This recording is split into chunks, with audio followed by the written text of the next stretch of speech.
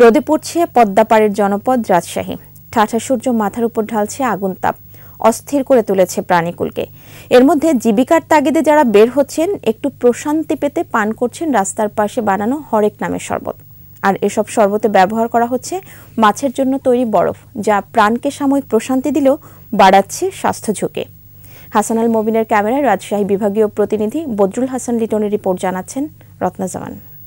Walton air conditioner exchange অফারে split এসিতে 23,000 টাকা পর্যন্ত নিশ্চিত ছাড়।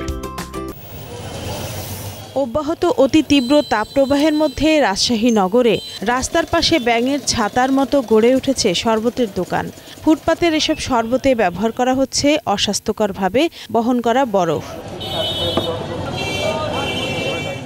শরবতের নামে কেমিক্যাল মিশ্রিত এসব রঙিন পানিতে মেশানো বরফ কোথা থেকে আসছে তা জানে না ভোক্তারা। ফলে ঠান্ডার পরশ পেয়ে সাময়িক স্বস্তি মিললেও অজান্তে শরীরে যাচ্ছে জন্ডিস, ডায়রিয়া ও হেপাটাইটিস সহ নানা রোগের জীবাণু। না যাওয়ার কারণে আমরা খাচ্ছি, জানলে তো কেউ খাবে না। আমি খাচ্ছি 2 দিন খানো, ক্ষতি বুঝতে পারিনি। অনেক গরম, তো শরবতটা খেলাম, খেয়ে মনে স্বস্তি আসলো, ঠান্ডা হলো। শরবতের জন্য বরফ ব্যবহারের কথা জানালেও দোকানে রাখা হয়েছে অস্বাস্থ্যকর পরিবেশে। শরবতের দোকানে দেখতে গিয়ে পাওয়া গেল বরফের সঙ্গে রাখা কাঁচা গরুর মাংস। অনেকে বরফ মাছের মিল থেকে আনতে পারে, এটা নিজের ধর্মের উপর নির্ভর, নিজের আস্থার উপর নির্ভর করে যে আমি মানুষকে কি খাওয়াবো। গরম পড়েছে, গরুর গোশত নষ্ট গেলে তো জিনিসটা নষ্ট হয়ে যাবে, বুঝলেন? এই কারণে এক সাইডে রাখা আছে। নির্ধারিত মাছের জন্য না, মানে এটা তৈরি করে সবকিছুর জন্য।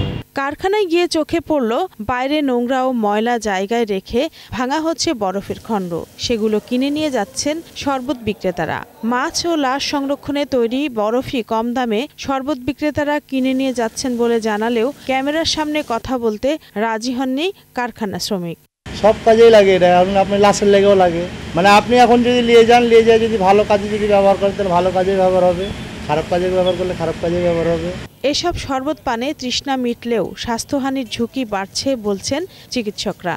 অস্বাস্থ্যকর রাস্তার পাশে যেসব বরফ অথবা আইসক্রিম অথবা কুসুরের যে রস এগুলো বিক্রি করা হচ্ছে, এগুলো যদি পরিষ্কার পানি দিয়ে না করা হয়, তৈরি না করা হয়, হাত পরিষ্কার করে ধুয়ে না করা হয়, তাহলে তো জীবাণু থাকতেই পারে, বিভিন্ন ধরনের ব্যাকটেরিয়া, বিভিন্ন ধরনের ভাইরাসে সংক্রমিত হতে পারে। আর রাস্তার পাশে বিক্রি এসব শরবতের নামে কি খাচ্ছেন ক্রেতারা তা তদারকির দাবি সচেতন মহলের।